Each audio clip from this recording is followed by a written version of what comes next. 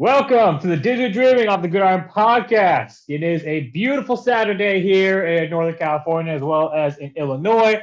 We are here to kind of finish up the part two of the Mr. McMahon Netflix series recap and also talk about wrestling in addition to, maybe some NFL action here and there, but mainly for the Mr. McMahon recap. So let's talk about it. So obviously, where we left off when we last talked about the Mr. McMahon recap in the last episode, we basically were right at the turn of the century, literally turn of the millennium, actually, late 1999, where we're talking about The Rock, Austin, Triple H, kind of all permeating through.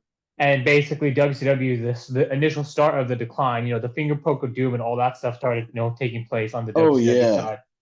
Yeah. So now let me one thing I noticed on the documentary because they obviously focused more on kind of like they tried to fit as much as they could about the late 90s, early 2000s as much as they could, but I mean they really focused on kind of when they got to 2000, and then obviously WWE became a publicly traded company. But one thing I noticed was that they didn't really talk about all the stars and all the kind of variables that happened in terms of kind of what caused the true demise of WCW. And really, what that was Eric Bischoff. I mean, they did mention this. Eric Bischoff, said, obviously, we had guys like roster for roster, like WCW had a better roster on paper. But like what you and I were talking about last time, what the documentary talked about was that Bischoff wasn't really creating new stars, right? Bischoff was Yeah. basically resting on the laurels of these kind of over the hill guys who are now all in their 40s. And WWF, obviously, Austin, Rock, Triple H, and then crossovers. Jericho came over in 1999, right? One of the greatest debuts in history. I don't know if there's anybody in recent times that has had a greater debut in a company than Jericho. Oh, absolutely not. I mean, Jericho's debut was literally when he was a kid, the ball drops, and obviously because of the time, it was Y2K, right? Anyone, Like like it you was and me, perfect. yeah, I like you and me, basically. Yeah, go ahead, sorry. I can't think Jericho's debut was epic. I think that right underneath Jericho's debut would have Cody's debut when he came back. Right. But I think that the internet spoiled Cody's debut. They did, and Yeah. social media wasn't a thing in the late 90s. That's another thing, right? So you had to get everything from the dirt Yeah. sheets. You Yeah. had Social like media wasn't a thing. I mean, you did have the online wrestling community kind of permeate right around the time the Montreal Screwjob took place 2 years prior, but then when Jericho actually came and debuted, that was basically like the first time. We had wrestling forums. They still had the dirt sheets. You still had Dave Meltzer and those guys, but they were a lot more active in the business, so they weren't giving away business secrets back then. Correct. Like we would get something and like we would hear about it, or there'd be like a conversation about it, but it was never a situation where it was like, oh yeah, we just saw Cody at LAX. He's gonna be at the Staples Center tonight. Yeah. You know, 100%. And mhm, that was not a thing. You guys have that, we have it now, but I say this generation has that of fans. And it's not even an age thing, it's just about where time was. Because you right. could become a wrestling fan tomorrow at age 50 and then love it for the rest of your life. That's the beauty Right. of wrestling. You know, Exactly. and that's one of the reasons why a documentary like this still feels like it happened yesterday to most of us. Correct. They're And talking about that's things, and didn't you get that feeling like you're I did, watching this yeah. and you're like, man, this just happened. 100%. But because the beautiful thing is, like you and I talked about, we've been fans of the game. I mean, I've been a fan for almost 30 years. You've been a fan for obviously the same time. I mean, we've seen the evolution, from our early childhood to our adolescence to, and now that's where we are basically right at the precipice of us turning from young children to adolescents, right at the turn of Well, millennium. it's so this is perfect because I'm sorry if you're not an 80s baby, guys. If you're not an 80s baby, early 90s baby, I'm sorry. Like, Yes, we sir. lived in a different world than you guys did. We did. And I'm not saying that it's a better world. I'm just saying that that world was a whole lot more comfortable than this one. Correct. I'm going to tell you that right now. So the fun thing about that is the reason that the ages and the reason why the eras have changed is because of us. And a lot of wrestlers who wrestled in all these generations, including guys like Mick Foley, they'll tell you the only reason why any of this is possible is because of you fans. That's why the 18 to 45 demographic is the hottest demographic on television, and that's why they're always Right. worried about that demographic of people. Is because that demographic of people is the actual representation of life in America, and if you're Right. pissing them off, you're not going to be able to make any money. And so that's why everybody kept evolving, is because of that demographic. It wasn't just the characters and the things they were willing to do. And Vince saw that before anybody else did. Vince said we have to be able to age with them because they're the ones spending the money. You know. Well, Yeah. no. Eric is the one who saw it. Eric Bischoff and Yeah. WCW saw Eric, that my first, bad. and Eric then saw it Vince had first. to exactly, yeah. So Yeah, because Vince didn't want to change. Eric Eric Bischoff was the one like we have to do. The only thing we have to do is do whatever they're doing better. You know what I mean? And that's literally what they did for what was it, 87 weeks, 83 weeks. 83 weeks, baby, 83 weeks podcast, like we talked about last Yeah, time. You know, it's WWE and Vince didn't catch on until later, and then as you saw, Vince regressed the older that he got. He started to go back to his old ways. right? But we're gonna focus on the peak because what you just said is where we are Yeah, right now. We're in that kind of that first evolution because we talked about Vince introduced the Attitude Era, the Montreal Screwjob last time. Now we're on that 10-9. Chris yeah, Jericho Michaels, crosses. yeah, Yeah, so and Chris Jericho crosses over. Yeah, Michael's basically done at this point. He's on screen yeah, commissioner. That's fine. Yeah, he's you on his know, ranch in Texas. he's based on Ranch in Texas. He's making appearances as a commissioner. That's cool. But okay, now let's talk about the talent, right? He's actually carrying the brand.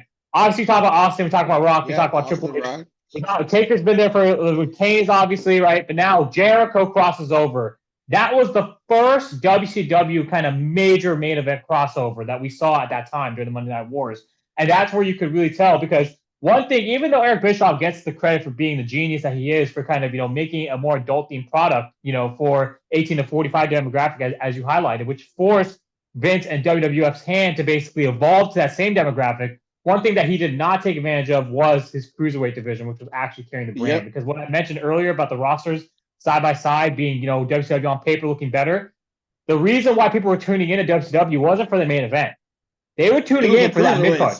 Exactly, that mid card cruiserweights. So people don't understand this, and this is the reason why Vince ended up losing and he didn't have any competition. But I'm gonna tell you this: if AEW or another big group would have came up, like let's say TNA would have joined with one of them, right, and they would have challenged in that week period, they would have overtaken WWE because WWE's product had grown stale, and the reason it had grown stale is because that cruiserweight division has always been known to carry wrestling. Right. They're the most technical wrestlers on the roster. And that's why a lot of technical wrestlers started as cruiserweights before they bulked up. There's a lot of them. Even Owen Hart wrestled cruiserweight for some time. And that was kind of cool. It was cool watching Owen wrestle cruiserweight. It really was. It was fun, yeah. But we got in WCW, we got to meet Psychosis, Vampiro, all of these legends, La Parka, right? Both La Parkas, I believe, right? Both La Parkas. Yep. But we got to meet these wrestlers and Eddie Guerrero, Chavo, Los Guerreros, all the Guerreros that were there.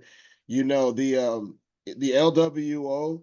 There was a whole lot of different things that we got out of that cruiserweight division, and I just never understood why the cruiserweight division will carry the product, but management just likes to smash them back down. I don't understand that at all.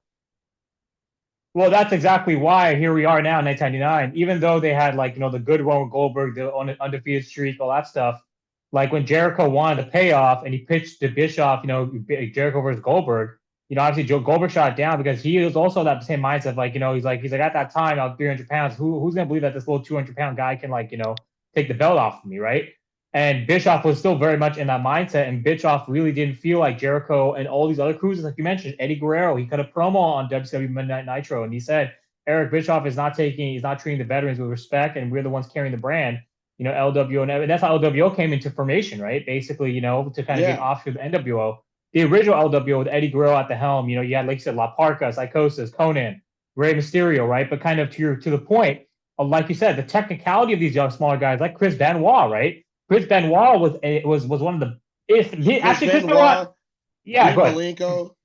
Right, and the Radicals, and we're gonna get there. But let me just say this, okay? because of what you just said, which is so massive, right? And what I was kind of, the point I was trying to make with Jericho's crossover debut, this was the signal of the beginning of this, of, I guess you could say, changing of the card, right? Not only did WWF beat in ratings at once Austin got the belt after WrestleMania 14 the year prior, but now you could see, this was basically what was the writing was on the wall at that point, right? Because at that point, Yeah. WCW was running out creative ideas. Vince Russo crossed over. I mean, he was coming up with bullshit out of a bag, and none of the stuff made sense. They had like a Viagra match, Billy Kidman versus someone, and then like for Tori Wilson, and he had to like grab the Viagra. Like literally, the finger poke of doom, I think, was a nail in the coffin. When Kevin Nash and Hogan do the finger, where Hogan goes Nash, he pins it for the belt in 5 seconds. I mean, that was, and obviously David Arquette becoming champion. WCW creative basically then, if it worked against them because they tried to stay relevant. They did obviously have Dennis Rodman, all these other guys be there, but Chris Jericho crossing over in August of 1999, making his debut on Monday Night Raw, which then paved the way to, we're going to talk about now. Let me Yeah, explain go ahead. this. Yes. And companies, when you bury a company into the dirt, Mm-hmm. Yeah. you don't want to make the same mistakes as them later on in your career. Right. The 24/7 title failed because it wasn't a credible championship.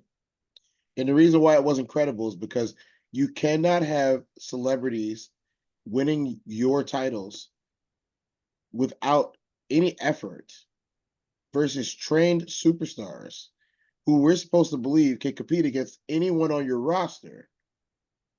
The thing about the Attitude Era that made it work the most was unpredictability because of how good everyone was. In one way, shape, form, or fashion, everybody on that roster at the time was good.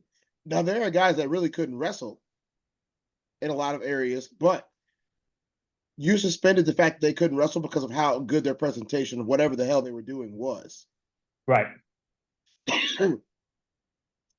Like I didn't think that that Road Dogg was the best wrestler, but he had a fantastic presentation, a unique move set, and a believability for the character that he had created. Right. Which in the Attitude Era, most of the time, most of the Attitude Era characters were, superstar versions of real people. So there are in almost all of the Attitude Era people characters, almost not all of them, but in almost all of them, that's them just super turned up, which is what we saw in this documentary. That's them. It's just super turned up because that's what Vince just turned it up a notch. That turn it up a notch thing that just eventually got out of hand. But to back up on that, like you said, David Arquette and Dennis Rodman and a bunch of guys were coming in. Mr. T again. Like we're talking years and years and years, but after Mr. T shouldn't even been in a wrestling ring or any ring. Exactly. And if you have celebrities winning, like you won't see Brad Pitt go win a UFC title. Of course not. And if you've noticed, the YouTube boxers, aside from Jake, but Jake is weird because he doesn't necessarily fight people who he should be fighting if he wants to be super serious about boxing. Don't get me He's wrong. fighting washed. Yeah, go ahead. Yeah, he's fighting washed old, up. washed people who want to try their hand at it, that were MMA fighters, Right. Guys that are coming back from retirement. He's doing that, and there's nothing wrong with building your foundation on seasoned boxers, but when he lost to Julio Cesar Chavez Jr. And Tommy Fury. Tommy Fury. Tommy Tyson Fury, Fury. Tyson Fury's little brother. Yeah. he lost to both of them handedly. You know what I'm saying? And that's really where the problem comes in. You don't want celebrities winning your titles who haven't trained for this their entire lives. And with us, we know that the wrestlers, like, for example, Brett, you just knew Brett. They founded themselves on the Heart Dungeon, and they wanted to show you that they were professional wrestlers. Yes, sir. Excellence of execution. A lot of people forget about excellence of execution because there's so many other great, catchphrases that he had, but excellence of execution is huge. Kurt Angle, his three eyes. These are, the technical, like a technical wrestler is going to let you know he's a technical wrestler, and they did it. And when they started letting these people come in, you started diminishing the value of why would you want a title if every Tom, Dick, and Harry's going to win this title just because they came on the show one night.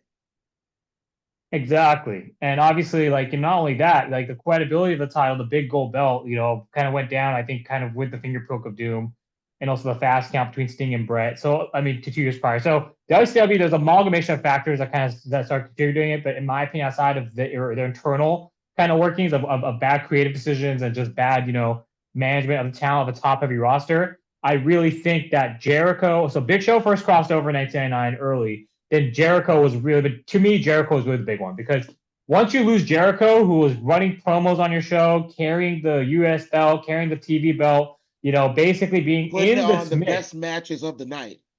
Correct. And because of that, then that basically led to a trickle down effect. And I remember Eddie Guerrero, Chris Benoit, they were all saying that, yeah, no, we were all watching Jericho, in the locker room of Monday Nitro. Jericho had his debut. All the wrestlers who were friends with him, who worked with him in the basically the 10 years prior in Japan, in ECW, and obviously WCW, they were all watching him, rooting for him to see how he does. And golly, that night debut of Jericho with The Rock, even though Jericho wasn't featured in that documentary, they left out that key important element, and I wanted to bring that up because when Jericho debuted, that was to me like not necessarily the nail in the coffin, but kind of a signification of what was basically what happened next, which was there's only one reason why Jericho wasn't in it.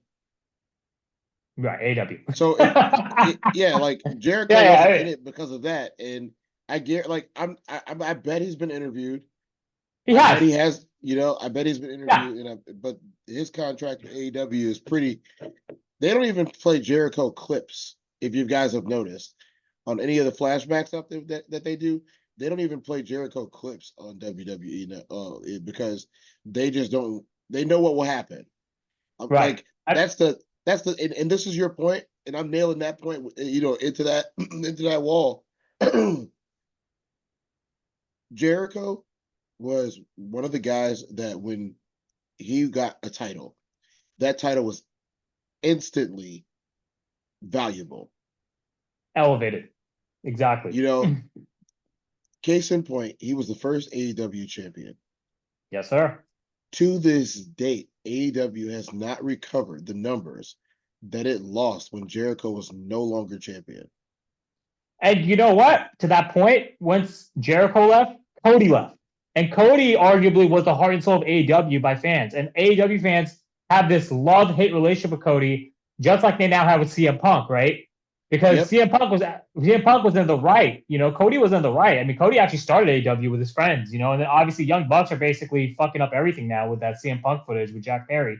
We don't need to talk about all that because they shouldn't have done that. Yeah, they shouldn't have done that because that's elevates CM Punk, and now WWE, like Dave Meltzer said, is now this is the largest. I didn't know this, bro, but get this. In the documentary, Dave Meltzer said this when they interviewed him earlier this year. Right after Cody won the title, they ran the numbers. WWE has the highest attendance figures it's ever had since 2002. Yes. Austin was on the roster. Rock was on the roster. Triple H, Kurt Angle, Chris Jericho, Chris Benoit, Eddie Guerrero, Taker, Kane, all of the greats. Hogan was on the roster back then. Every great one was on that's where WWE is now. Just put that perspective. Let me explain this to you guys who don't live in big cities. In big cities, you guys might hear about the United Center, the Staples Center, which is what it's called. What is it called now?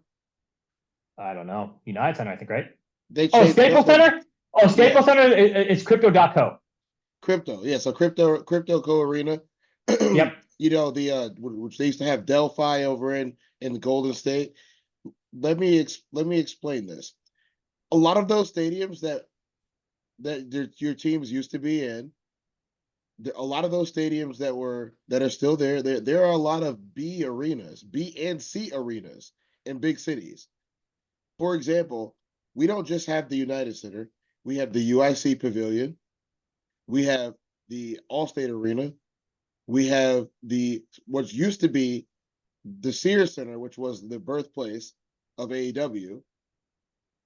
That was the big show they did here in Chicago. and it's under a different name now. It's called the Now Arena, but there are B arenas that in and C arenas in these cities, to where if you might not be able to sell out the dome that they have, but you can sell out one of their arenas in their city. You can say, "Oh, we're in Chicago.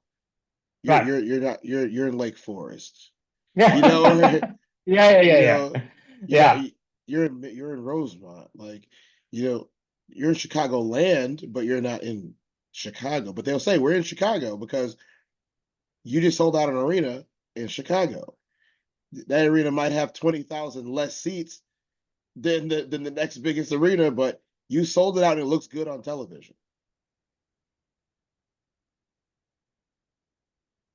That's what happened to WWE is they stopped going to the biggest arenas because they couldn't sell them out. There was a time when it was a ghost land on SmackDown. SmackDown's numbers were so bad in part of these last 15 years. SmackDown's numbers are so bad there weren't even people in there. And I'm not talking about the pandemic either. Yeah, it was. I agree with you 100%. I mean, I'm gonna go. Actually, I'm gonna say 17 years. I'm gonna say after 2007 onwards, it was abysmal, man. It was abysmal. Yeah, Not like just yeah, yeah. Go ahead. they'd only have so they did have some sellout shows. Obviously, WrestleMania always sells out, you know that, but they were having trouble selling out other shows. They stopped doing troop a tribute to the troops overseas. You know, they were able, they had to downsize a lot. Like if you guys like didn't forget, WWE was cutting well before the pandemic. They were Yeah, cutting talent well before the pandemic. They were cutting legends, all types of stuff. This is one of the reasons why a lot of guys were already gone and out the company. I don't know why people act like Billy Gunn left WWE. He didn't. He didn't have a contract and hadn't had a contract for years. You know, yeah. it just He just yeah, yeah. He just came back as part of that DX special, for the Hall of Fame induction yeah. and kind of making appearances here and there. He wasn't on That's contract. Yeah, that's Yeah, all he would do, and you know, and that's one of the things about, especially like those types of legends, they'll come back for free most of the time because it's like, oh, well, I get to be on TV, my fans get to see me, and I get to mingle, you know, backstage and be important and get that limelight one more time. You know, a lot of them would do it for free. You know, and they were relying on those types of pops to keep their ratings high. And you could tell because there was dude, what storylines do you remember that were like super significant? And I'm not talking about the super great stories about like Michaels and all those guys and when DX decided to do their thing and when Triple H got involved. Because you remember Triple H would always be gone in that later era. He'd be gone off screen for like 4 or 5 months. yeah.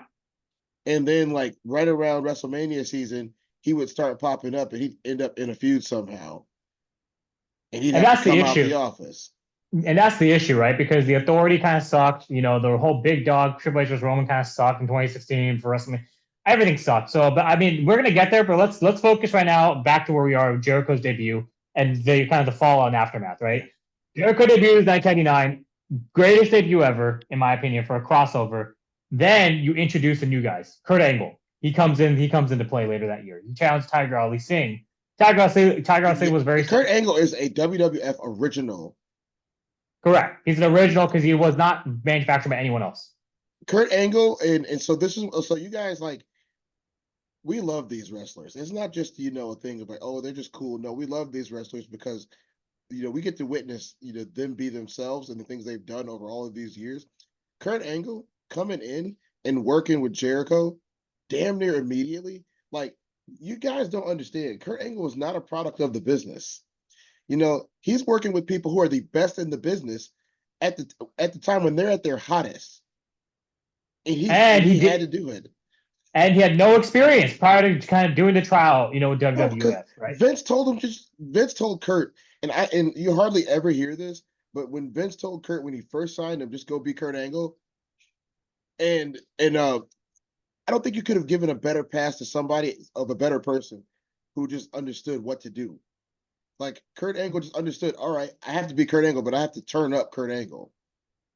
And that's what I want to bring up because what you just said. Kurt Angle actually came into WWF because he actually said when he was on Stone Cold's podcast a few years ago, before I met him, did kind of, that little 10-minute interview. Kurt Angle said he wanted to be Stone Cold Steve Austin. He wanted to be the badass anti-hero because at that time that was hot. But Vince saw him and he said, no, we're not going to do that. What we're going to do is we're going to make you the all-American heel. Yep. And that's where the promos are coming, Intensity, integrity, intelligence, Kurt Angle, all these things that came up and he was being corny and he was then when he started debut, then he started getting on the mic and insulting people's talents. He picked up so fast like that. That's what Rock says. That's what Austin says. Everyone says that. And the reason why it was so significant, because we had never seen an Olympic gold medalist in wrestling ever compete in pro wrestling before, And Kurt being able to pick it up within less than a year and then going from, a rookie making a debut against Tiger Ali Singh. We're going to talk about, that racist kind of gimmick for Tiger Ali Singh in a minute. But Kurt basically coming up and then kind of, running that rookie year, winning the IC Euro belt, then winning King of the Ring, then being The Rock for the WWF title at No Mercy with Rikishi's help. Ciao, Rikishi, Rogers, Big Kish, love you, baby. Basically, Kurt was able to, again, that's, like you said, homegrown talent, more fuel to the fire that just shot up WWF's ratings because you have this you already have The Rock, you already have the main players, now you got this guy. And this guy. So we talked about the fans. We talked about the fans. And we talked about how the fans will drive the actual character out of a person. For example, the Rock's catchphrases were not planned catchphrases. Stone Cold's catchphrases were not planned catchphrases. They became catchphrases because of the reaction that the fans gave them. LA Knights, these are all things that the fans drive, and it's fan service, but at the same time, it's their personality. The fans telling Kurt Angle that he sucked, and Kurt Angle turning around on the fans and telling them, I don't suck. I won the Olympics with a broken freaking neck. Yeah. That has transcended time with Kurt's relate. Because think about this for a second. Kurt's the all-American anti-heel, anti-face. You know what I mean? And at that moment, he connected with those fans that would tell him that he sucked every week. And they were like, wait a minute. Kurt Angle doesn't suck, but Kurt Angle sucks. And Kurt Angle's like, wait a minute. Because you remember, that pretty much turned him face. Well, the thing is, but remember, the Kurt Angle "you suck" chance came from Edge after King of the Ring 2002. I'm still 1999 and 2000. That's where I'm at. Okay, I'm going too fast. You're going too fast. It's okay, but no, I appreciate that. We'll get there too, because we're going to get to that era, that segue, because that's a good transition point when we get there. But once we get there, but let's focus on kind of Kurt Angle coming in. Yeah. So again, Rock, Austin, Triple H, Taker, Kane, Jericho, now Angle. Holy fuck, what can you do next? Bring on the Radicals. January 2000. Eddie Guerrero, Chris Benoit, Dean Malenko, Perry Saturn, all four of them make their debut. So now at this point, by the way, Chris Benoit, sitting in the crowd. They were sitting in the crowd, bro. It was awesome. Now we have Chris Benoit, who actually won the WCW title from Sid Vicious 2 weeks prior to him debuting on WWF Monday Night Raw. Like, we already talked about kind of how WCW is kind of, going through the pitfalls, the creative and guys not willing to work to each other and but come on, man. Like, Chris Jericho came over. Now you have Guerrero, Benoit, Saturn, and Malenko. I think the writing was on the wall at that point. Basically, that's when, 2000 was literally the last year of WCW, right? Up until, they got acquired the next year in 2001. So, January 2000, and then obviously those guys, they pick up instantly. Obviously Guerrero's with China feuding with Jericho for the belt. Benoit's also in the mix for the IC belt. With Kurt Angle in the mix. Like those four, Jericho, Benoit, Guerrero, Angle. Like when you talked about the cruiserweights. One thing Sean and Brett talked about was that prior to them and the new era, the kind of the new generation coming in from like 1993 to like 1997 before Ruthless Aggression kicked off, Attitude Era kicked off. There was only the big wrestlers. There were only Land of the Giants. Land of the Giants, right? The Giants. Yep. And then obviously Shawn Michaels and Bret Hart proved you can be technical and be like a high flyer and be a performer and do more than just 6 moves a match, right? Now, what's obviously, the WrestleMania theme song. Tell me. Larger Than Life is that they've been Yeah. using Larger Than. Actually, did they retire that song? I don't think I heard it. I think they retired it. Yeah, because that's what I'm saying. Because you said told me what it is. I was like, I'm not sure what it was. It was something else. Yeah, so they used to use Larger Than Life for every WrestleMania. That was the Yeah, WrestleMania yeah. theme song. And Right. obviously I'm not going to sing it, because it's the last thing we want. It's a Yeah, WWE copyright strike. Um, yeah. but You they can used to. sing it, but I mean, like that song's not that good in my opinion. So it's whatever. It's not. It's Yeah, not that good. yeah. It's like those early morning Saturday, like info shows. They're like their background music, from Right. like the early to mid '80s. It's just Right. not a good song. That's probably why they retired it. Exactly. So you know that era only had really big guys, like really big guys. Over 6'5", over 250, 300-pound guys, and this is just land of the Giants. And so guys like Brett and Shawn, they came along, and these guys were like winning the hearts of everybody else. It's like then the cruiserweights come along. You're like, man, this is what we want to see. We want to see a guy that's got speed and power. You know, I got tired. Like, dude, there's so many like 4-move matches Yeah. in early WWF. But now let's talk about kind of why WCW. That's another reason why WCW failed, because Bischoff still wanted these 4-move guys running his main event. He wasn't appreciating what the actual kind of veterans who were like the Guerreros, the Jerichos, the Benoits, what they were doing, performing night in, night out, and showing, how fucking spectacular they could be with all these aerial maneuvers and technical wrestling and chain and like a true kind of performance, like a Shawn Michaels. Like Shawn and Brett paved the way, and these guys basically took, in my opinion, Kurt Angle too in that mix, took it to the next level. With the moonsault and everything, like he was able to incorporate with that. So that's kind of where I think WCW, like Vince McMahon said in the Monday Night Raw documentary, like that's where they lost the mark. They missed the mark. They missed the mark. So they did have Booker T. Don't get me wrong. They have Booker T still there. He's the champion. They have the belt on him. I was waiting to get to Booker. That's me and Booker are quite fond of one another. Yes, sir. I mean, like for good reason. But outside of Booker, I mean, yeah, you got Steiner, you had Goldberg, but that's kind of, that's it. I mean, really, Did they make a mistake in not following Jericho? I think they did. I think really where WCW really kind of, not outside of kind of Hogan and Nash kind of, being like, the straw that broke the camel's back, so to speak, in WCW's downfall. I think Jericho not being able to get the payoff he wanted against Goldberg in the high Goldberg's peak, and Goldberg just losing the belt to Nash, with Scott Hall's interference, with a taser or whatever, right? That kind of really put the kind of nail in the coffin, because and Bischoff not listening to Eddie Guerrero and all the veterans. Eddie Guerrero actually cut that shoot promo on Monday Night Raw Nitro, saying like, Bischoff, I've been busting my ass off for you and the veterans. We've been doing so much for you for all these years. You ask Bischoff, he'll say the same thing. Like he'll admit it. Like I think that spot would work today. Of course, it would have worked today. I mean, no, so that's the thing. Wrestling is what it is today because of these guys, and I don't know why Bischoff didn't see the forest for the trees. These are the cash cows, not Nash, not Hogan, not Flair, not over the hill guys in their 40s or 50s.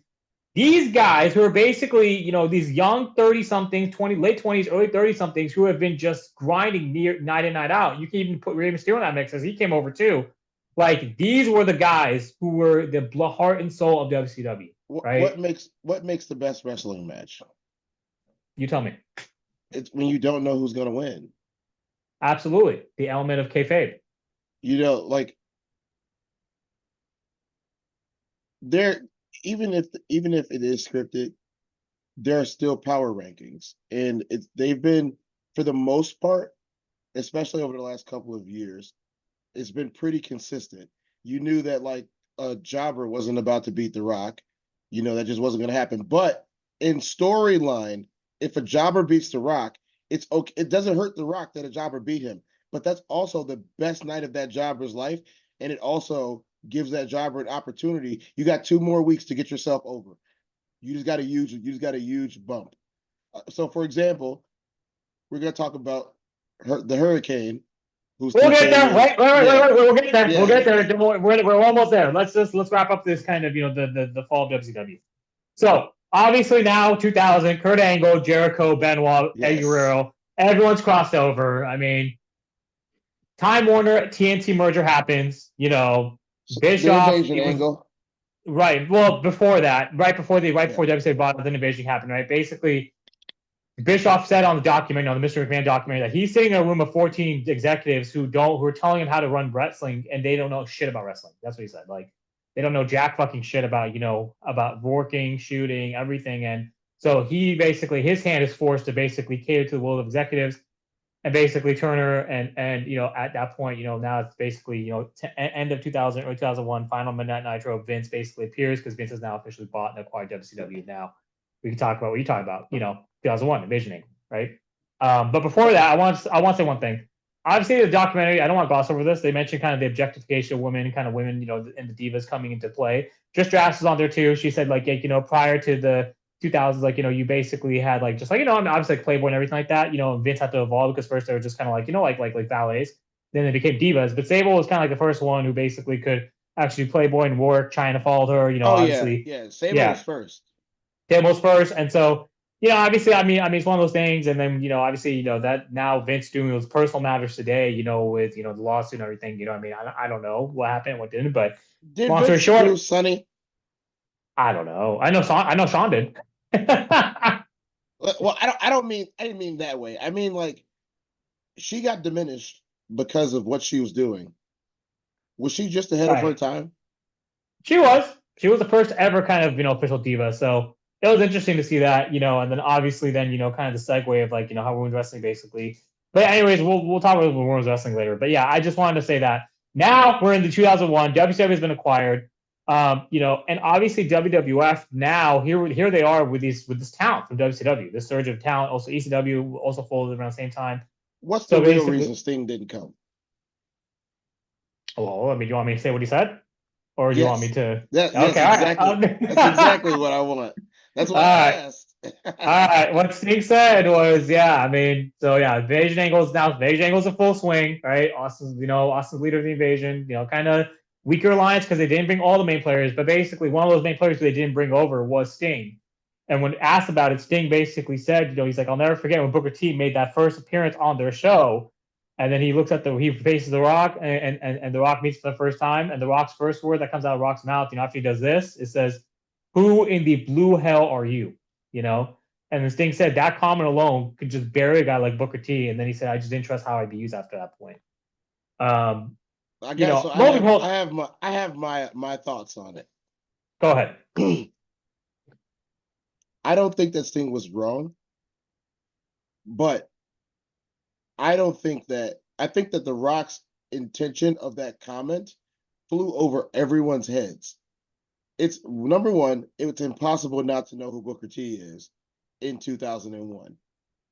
Right. It was impossible. Booker T was one of the hottest wrestlers inside and outside of any company.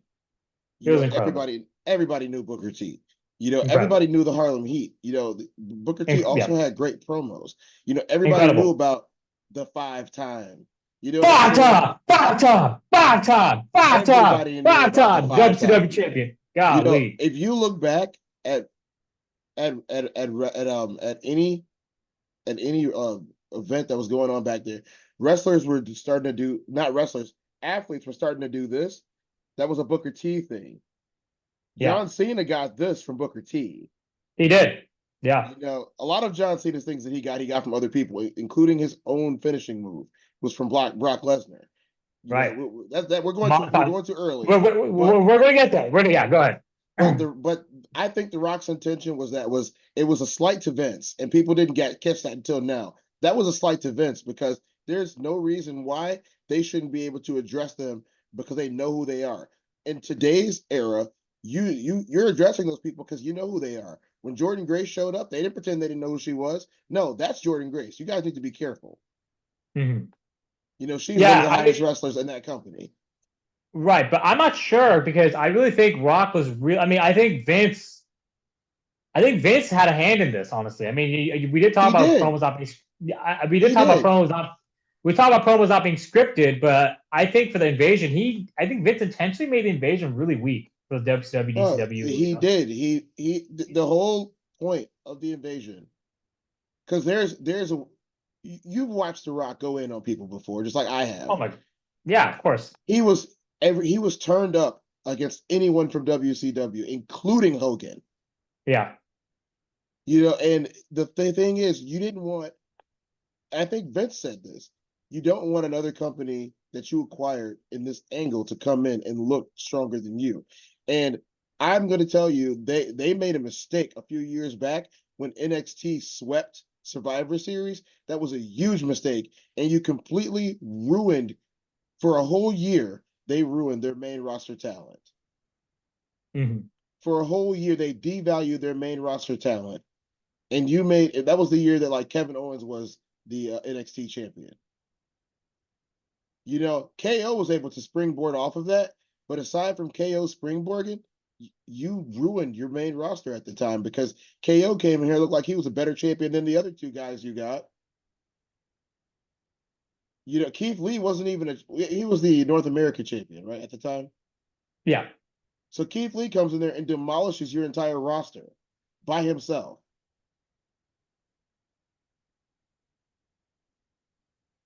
And obviously it was a Triple H booking decision. And I know why he did it. He wanted to bring in new blood. He wanted to get rid of the old.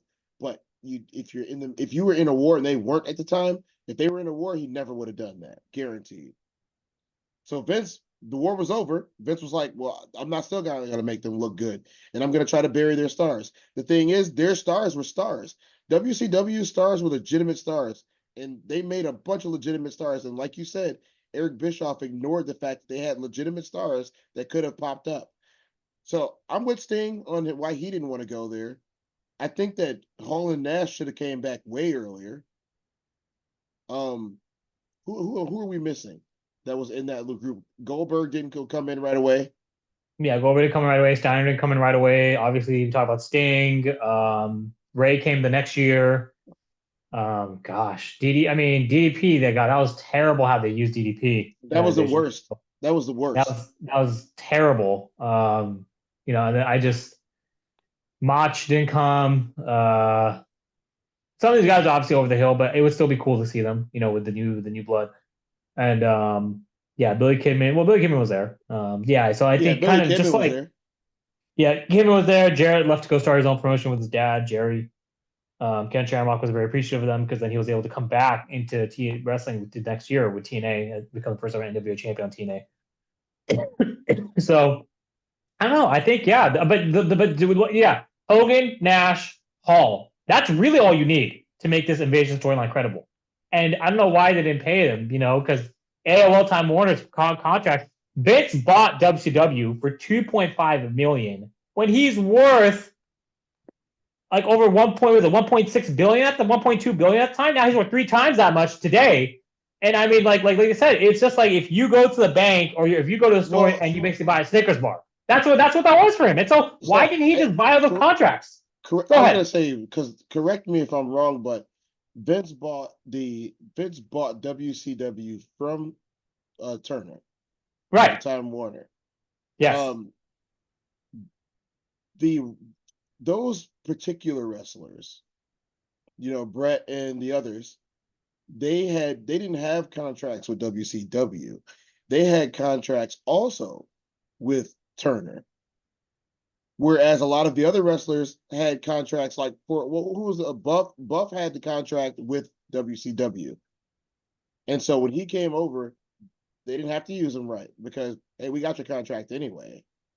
Yeah. We kind of got all those guys that you saw show up, their contracts were with WCW. The guys that you did not see show up right away, those guys had contracts with Turner. And basically Vince was being cheap. I'm not gonna act like he wasn't. Vince was being cheap.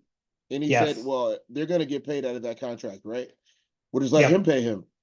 They could be working while getting paid, or they can sit at home. Exactly, right. And so that way, he doesn't have to pay them, and that just come on, man. But really for the fans, we kind of really missed out on golden opportunity. You could have seen Goldberg in Austin. You could have seen Hogan in Austin. You could have seen Sting and Taker. Sting and Taker. Gosh, man, they dropped the ball. And it would have been great. But anyways, long story short, I agree, the whole kind of, contract stuff. But really the invasion was a very weak burial of WCW and ECW talent because a lot of the guys who are basically debuting, half of that roster from WCW and ECW didn't make it out the next year. After 2002, early 2002, they're No, all gone. Buff was gone in what, 3 months? Yeah, Buffalo's gone after 6 months. Anyways, long story short, so invasion happens. Vince basically stamps his name in the ground, but then this is also around the time where Rock has his first movie debut with the Scorpion King, right? And Yep. Austin wasn't angry with creative because 2001 was his last run as champion, and WrestleMania 17, all that great stuff, But basically, the latter half of the year, then they decided to make Jericho the undisputed champion. They take it from Kurt Angle, and then basically now we're in 2002, where they have to change their name from WWF to WWE because of the World Life Panda Fund, who actually had that name longer. They basically have, the whole get the F out campaign, the T-shirts, right? Yep. And now Austin is basically dealing with a myriad of injuries, and he's not liking the direction of creative. And I actually blame Stephanie because they made her head of creative right after 2001, when she went off the air. She defended those actions, and I still don't understand how she defends those actions because it didn't work. Right. I mean, the whole Austin What gimmick was great because the What Kit chant was over, but the actual storylines with it was so stupid. You make him fight Jericho, then there's no payoff with that. Then you make him fight Hall, Nash. I mean, then Hall and Austin is the match of WrestleMania. Not I would rather actually call Hall Austin as Kevin. I would rather. I mean, honestly, if it was a Rock and Hogan, I wouldn't have minded. Now, obviously, Hogan makes his return to WWF after competing with Vince, testifying with him at the trial. And Vince said, he looked Hogan in the eyes and he basically said, "Good luck out there." And Hogan basically said, "Man, he's like, in my boots, I was actually shaking because I tried to put Vince out of business for the past, decade. And now here I am back on their show and I'm about to work with the biggest star on their roster in Dwayne The Rock Johnson, right? At WrestleMania 18. And, obviously, that was Hogan's first kind of return to WWF, on the match. And it was such a phenomenal match because so much of that was improv. And you saw them look at the crowd, and saw the reaction, and all that stuff. And first, obviously, The Rock was supposed to go over that night. And so Hogan said, yeah, we're going to make Rock go over. But then The Rock said, when you heard the crowd, they weren't there for The Rock. They were there for Hulk Hogan. And that's when Hogan and Rock, they decided to, make an audible. And then they changed they didn't change the finish. Rock still went over. But they changed, kind of, how it went. The Rock kind of, helped, but Hogan had a lot more spots, a lot more memorable, moments. And then obviously then Hogan was able to turn face and, that was kind of it. But, I think kind of that was really cool to see that. It was really cool. That match is the same reason. So, okay. What's one of the worst things that you can do with you face a new wrestler? You basically make them a stand-in for another wrestler. Right. Like you wouldn't want to face, if you have to face Bret Hart, you're not trying to face Davey Boy Smith. You want to face Bret Hart. But what I mean by that is not that anything was ever wrong with Davey Boy Smith. That dude was incredible. But what I'm saying is you don't want to hit the exact same spots on him and basically just tell him you wrestle like him. So I guess in today's wrestling, it would be more like fighting JD McDonough instead of Finn Balor. Right. Nothing against them. It's just that, you got trained by Finn and it shows, so Michaels got really pissed because basically Hogan wanted a redo of his match against The Rock because of how great it was. But Michaels was like, we need to have our own match. And they did later, right? But then obviously, no. What I would say is this. I actually think that match for Rock and Hogan, as historic as it was, stole the show at WrestleMania 18. They should have reserved that spot for Austin. It should have been Austin. It should have been Austin. That's where they should. That was the direction. Go ahead. There's such a misconception that The Rock and Austin don't get along because of how their feud looked on television. But you don't get a feud like that on television for that long without being able to work together.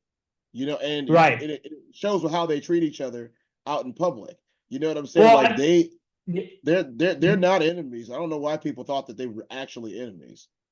Well, I think at the time, context is important. If you're a fan watching wrestling in 2000 or late 90s, early 2000s, and these are the two guys who have been at now two WrestleMania main events, which is at that point never done before.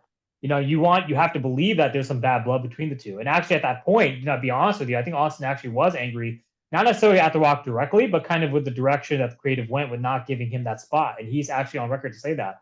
because he Oh left no, the company. yeah, he's pissed about that. Yes, Yeah, I and he meant like left the company. Yeah, good. non-professional hate. Professional hate is fine. The Yeah, non-professional hate is the one they didn't have a problem with.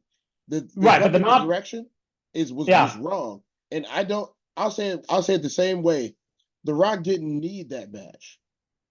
right. The Rock didn't need it because he was ending up leaving anyways. But Austin left around the same time. But Austin needed that match. We the fans needed that match. I think we needed to see Austin Hogan Yes, because we we never did. saw because we never got to see We it. We never got to see needed to Austin. see Austin Hogan. We saw Austin face everyone else. Yeah. We knew that Rock had more time or more gas in the tank than Hogan. For the same thing I said about Brett versus Mr. McMahon, way too late. It was way too late. The We could have had like it is truly long-term storytelling when Brett comes back, wins the US title, and faces Mr. McMahon. That's great. Mm-hmm. But we Yeah. needed that. We needed that in that era.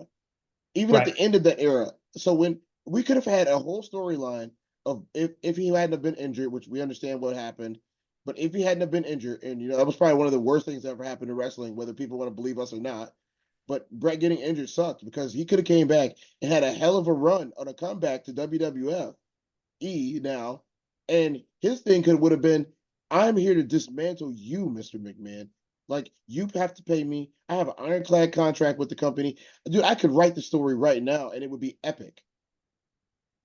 And actually, I thank you for saying that because actually, I have to go back now. We have to actually we have to rewind the clock back 4 years because I glossed over a huge part of the documentary and kind of what really helped WWF get over the creation of the Mr. McMahon character, right? Yes. Because we forgot to address that. I apologize, anyone watching. So, Mr. Vincent McMahon, the character, kind of from the Attitude Era after the fall of the Montreal Screwjob, that was really what was really the greatest heel in WWF history. The Mr. McMahon, kind of evil boss, and really kind of working with Austin to kind of put Austin over after the Tyson feud. I mean, really became the greatest heel we've ever seen. And kind of continuing that onwards with the McMahon Helmsley faction in 2000, continuing that onwards with kind of the whole Trish Stratus barking like a dog gimmick. Without Mr. Continue, McMahon, the McMahon Helmsley faction would have never succeeded. without Mr. McMahon, WWF as we know it would have never succeeded. There would be no Yeah. Austin. That's why that's why they let him buy the company. They didn't think that it was going to succeed. Right. But I mean, what I'm saying is with Austin, like Austin wouldn't have become the greatest wrestler of all time, if there was no Mr. McMahon to go up against. You know what I mean? No. And so, He needed to go against Mr. McMahon. right. Because every hero, every Batman needs a Joker. Every Superman needs Lex Exactly. Luthor. Right? And that's You what it needed is. that. Superman Lex Luthor. Because Lex Luthor is a billionaire, Vince is a billionaire. It broke the formula. It broke the wrestling formula. The wrestling formula Right. was always good guy versus bad guy. It was not, okay, I might be a bad guy, but you're worse. Thank you for saying that's the point. You got it.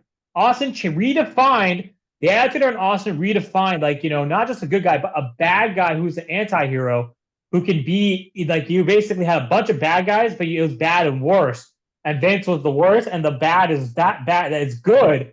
And that's where you basically had like this duality of man, this duality of Yes, like character. that was the first time. And don't get me wrong, all of the greats transitioned into that same tween role. But right. The first time that you ever saw it was Austin versus Mr. McMahon. And this is why like a lot of the documentary and a lot of like actual facts, and this is why a lot people who have known Vince McMahon for 50 years will look at you and say, nobody knows the real Vince McMahon except Vince. Exactly. That's what they said in the documentary, His own but son-in-law said that. Yeah, his own son-in-law said that, but Bruce Pritchard and Shane, they said, actually, that the Vince, Mr. McMahon just Vince turned up really, and so, and obviously, I mean, we'll get into the personal issue of Vince, but I mean, I really think that's also where Vince, with the Montreal screw job, like you said about Lucky, Vince got very lucky with Austin, but Vince also helped create that. But Vince also was the genius of kind of capitalizing on the Montreal screw job to then basically create the Mr. McMahon character, which basically carried the Attitude Era with Austin. The greatest thing that ever happened to professional wrestling was Vince McMahon. Yes, and the worst thing. But go ahead. Yeah, the best and the worst thing, and I think that That's what messes with Vince's mind, is because he knows that his failures actually turned into his own W's. He would never Yeah. been able, like, he had to fail. He had to, and over again, he had to fail in order for this business to thrive, which is kind of what's going on now. He had to fail again for this business. That's why he won't give up, because he thinks, oh, it's just one more failure that I'm going to come back from. He thinks that, which he has every right to think that. But we're going to go into this character a little bit with in relation to the other characters that we're talking about. Michaels didn't have this before that. None of The Rock didn't have it before that. None of the other heels had a bigger heel than them. Right. There was always the biggest heel in the room. Whether it was Warrior or Hogan or even Macho Man, like, they're the biggest heel in the room. If Macho Man had a Mr. McMahon, because think about it, they were cutting promos on Vince, not Mr. McMahon, because Mr. McMahon wasn't there yet. They were cutting Right. promos on Vince. And if they were able to cut promos on Mr. McMahon, it would have changed the game. It would have changed the game. And that's why when a lot of those guys came back, and when a lot of the our favorite characters were able to transition into that tween role that Austin founded with Mr. McMahon, it made it, one, way more believable, but two, it's okay for me to like this heel a bit, because Yeah. there's somebody worse. So now I can appreciate that Exactly. he's cool, but I don't like the worst guy, because nobody liked Mr. McMahon. You know what I'm saying? Nobody liked Mr. McMahon. That was the point. As soon as you think that you could like him, he'd make sure you didn't. That was the whole point of the character, was to be the biggest heel in the company at all times. So everyone had a common denominator. He might be bad, but he's worse, but I'm worse than all of them. And so that the corporation worked because of that reason. 100%. That's exactly why it worked. Obviously Shane was in the mix because of, some real life blurring the lines of reality and fiction with kind of, him trying to improve it, impress his dad. But then obviously, like, him also kind of just being that kind of entitled, spoiled prick character. McMahon helps the fact we talked about. One thing that I forgot to gloss over, because we actually jumped to 2002, I forgot to mention Austin's neck surgery with Rikishi being involved. But the really good thing was that, like, what we talked about, those the WCW crossovers, Jericho, Benoit, and obviously the homegrown talent Angle, and Guerrero, that was the 2000 year, was the year Rock leapfrogged Austin as number one guy, and then basically Don't then these forget Owen guys, almost killing him. yeah, Owen Hart, Yeah, Owen almost killed Austin in the ring. yeah, Owen almost killed it. And actually, one thing I want to talk about the documentary, because Brett really felt like, I talked about it a little bit at the end of the last episode, but I want to really kind of talk about it again. Brett felt like WWF murdered Owen, and Vince was on the documentary saying, like, "Are you crazy?" Well, they were giving Owen, like, like really shitty gimmicks, like, the enough is time to The change, Blue and then they make Blazer, fun of, yeah. yeah, Blue Blazer, right? And so Godfather was actually Owen's last, not even his last match. He made it to the ring, but I mean, Godfather was Owen's last booked match at Over the Edge 1999. And Brett was basically like, he felt like, WWF tried to kill him to get back at Brett. That's a crazy accusation, but that was at the time. Obviously, like, he changed his view, because, like, he obviously, realized, Vince would, no one would do that. But I mean, I don't know why Owen kind of just went along, because Vince, when he said in the documentary that he's like, I asked Owen, do you want to leave? Do you want to stay? Go Brett. Owen said, yeah, I want to stay, this and that. And then I think Owen, like, Brett said Owen felt resentment towards him because Brett had left, to go to greener pastures with WCW for his big contract opportunity. He kind of left Owen there on the island. Obviously, Yeah. Ken Shamrock on this kind of platform did have matches with Owen at WrestleMania 14 and other ones like Lions Den match, and I believe WrestleMania 15 too. But I mean, ultimately, like, Owen was kind of just not really getting there. But, like, Jericho and other people said it on Dark Side of the Ring, like, if Owen had lived, to see the turn of the millennium, Owen would have probably become the next in line, honestly, because Owen was basically, you saw Jericho, Angle, Benoit, Guerrero. We're gonna get to Benoit, Guerrero. Those championships coming up, folks. Don't worry, I'll get there, because we're about to we're gonna I go would back have to those loved to two. see Jericho versus Owen Hart. Oh my god, that would have been crazy. I mean, did they have a match? I don't remember. They had Edge versus Owen. I don't know if they ever had a match. Oh, they did not have. Well, they had a match back at Calgary Stampede Wrestling, but nothing I on, think like, a Edge major might have promotion. had a match against him, because Edge came in with the Brood, and that was Yeah, heating up. And yeah, I and think in Edge may '98, have been yeah, able to have a match with him. And he the did fact that they're all Canadians, I'm pretty sure he had a match exactly. with him. Yeah, I mean Jericho had a match, but it wasn't on like a national Yeah, like promotion like WWF television. He had a match probably in it television wasn't a champion. feud. You know what I'm saying? It wasn't one of Yeah, their feuds. but you could probably YouTube it. I'm sure from like '90s Yeah, something like that. Yeah, I would have loved to see a blood feud against them for whatever reason, or a new faction that they could have created with. Because let's face the facts of wrestling: faction warfare is the best way to get people to watch your show. yeah, It's internal, but it also people like to be able to pick a team. And one of the problems with wrestling for years was there was no teams. And so when right. the teams started to come back, like for example, you could be a fan of the Four Horsemen. So you're Mm-hmm. gonna watch. I just gained somebody that was gonna watch 4 matches on my card today. That just made my booking a whole lot easier. You're gonna come and watch all 4 matches because they involve horsemen. You remember the DX nights? Yeah, That was a huge deal for a while. It's not gonna be a DX night. No, this is definitely a DX night. I don't care what you guys are talking about. Everybody from DX is wrestling tonight. You got 5 matches tonight, man. On one card, the card might only have 8 matches, and 5 of those matches involve DX members. But the yeah. storylines that you have 10 storylines now that will all weave into the main storyline. So everybody's involved, and no characters feel like side characters. The best thing WWE, in my opinion, was when everything was blended together. When the hardcore title mattered because it was going to have a ripple effect on the rest of the roster. That was what was it when wrestling was at its best. When a title change on another show affects what's going on your show, and everybody feels it. Everybody feels, well, I got to watch SmackDown too. Right. I can't just watch Raw. I have to watch SmackDown because something's going to happen that's going to affect Raw in one way, shape, form, or fashion. Right now, we have that in the Bloodline because anything the Bloodline does kind of affect Jey Uso, whether we want to realize it or not. It affects Jey. It affects Sammy.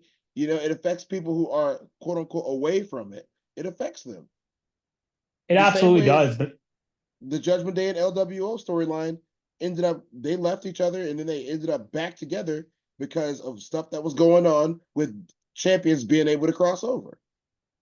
exactly, and that's kind of what's missing. But I think that's a really good point. But anyways, I was just gonna say, yeah. I mean, Owen, rest in peace. I still remember that was a big deal at the time. But that's kind of where WWF began blurring the lines between reality and fiction. So, anyways, back to kind of 2002. We're gonna go back to where we were. Obviously Back to the now, future. Back to the back to the future. future. Austin's tired with the direction creative. Rock is on his way out. So who comes and steps up to the fold? The OVW homegrown talent. I call him the four. I call him the four, maybe five, but let's start. I'm just gonna call him the four. Brock Lesnar, Randy Orton, John Cena, Batista. And Yep. if you want to put five in there, you can put Shelton. So the four basically came up around this time. Brock got the major push, being the athlete, incredible athlete he was. Randy made his debut on SmackDown early that year, and so basically now, and then Vince cuts the promo right after June 2002. He basically says, I need to know who's the next superstar. I need to know who's my number one because Rock and Austin are basically out. So it was also a shoot because he was challenging the roster. He said, "Who will show me ruthless aggression?" Yep. And then Yep. what happens next night SmackDown? Kurt Angle has open challenge. Undertaker was on the show. John Cena basically says, I'm able to get on there. And basically, then Kurt Angle says, who the hell are you? And they said, I'm John Cena. And they said, what makes you think you have what it takes to step in the ring with the best? And then John Cena says, ruthless aggression. And then he slaps him, right? Yep. And then you knew for a fact that the Attitude Era was over. And the ruthless aggression era has begun. And basically now here we are, ruthless aggression, right? Brock Lesnar goes over on The Rock at SummerSlam. Rock takes 6 month break, comes back to Hollywood's Rock. Austin's out. He comes back, no way out. Eric Bischoff comes back onto WWE programming as the GM of Raw. Roster split. Triple H has the World Heavyweight title. Then Brock Lesnar becomes undisputed champion, exclusive to SmackDown.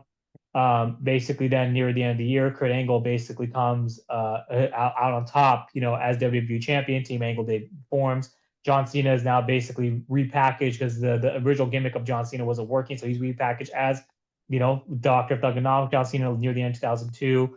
and then Randy Orton and Batista let in January, literally next month, January 2003, January, Triple H and Ric Flair come up with a 4 horsemen. They choose Randy Orton and they choose Batista to basically form this stable. Now the discretion era has begun. Obviously, WrestleMania 19 was kind of like the last hurrah for The Rock in Austin, right? It was kind of like, the last, kind of, real, in my opinion, last match of Austin's career. Obviously, Austin had the OMR on his vest, one more round. Rock was basically, his last kind of run as a Hollywood Rock, as a full-time performer, basically. It was still part-time, but kind of really full-time at this point. He'll still make appearances every week. And then obviously, then you also had, Triple H, Booker T. That's and then we had the main event, Brock Lesnar, Kurt Angle. Shout out to Booker again, because man, I know. Booker just shines after getting raw deal after raw deal after raw deal. And he continued to just shine and continue to be Booker T and entertaining. And I don't think Booker T gets as much credit as he deserves for being as resilient of a wrestler as there ever has been. Why did Triple H have to bring up race during that build-up? I mean, it wasn't just H; it was the culture of wrestling. And right, Vince, but Ric Flair said Booker T, you brought off before. Triple H says to give them $1, get me a cowboy. People like you don't become champions. Why did they have to put that in there? Like, I think that he was diving back into that Blue Blood character a little bit. Well, I mean, I think also because of the time, like you said on one of our previous episodes, a bunch of good old boys down in the South. It's a bunch of good old boys, man, down south, man. Like 90% of their fan base was that, and they didn't want to see this dreadhead from WCW win the title again. No, they did. The fans did, but the problem was they didn't have a problem when he did it, and that's the issue. You know what I mean? Yeah. The fact that Triple H cut these promos. Yeah, exactly. Triple H cuts these promos, which are abhorrently, objectively racist. This is built for a character to go over.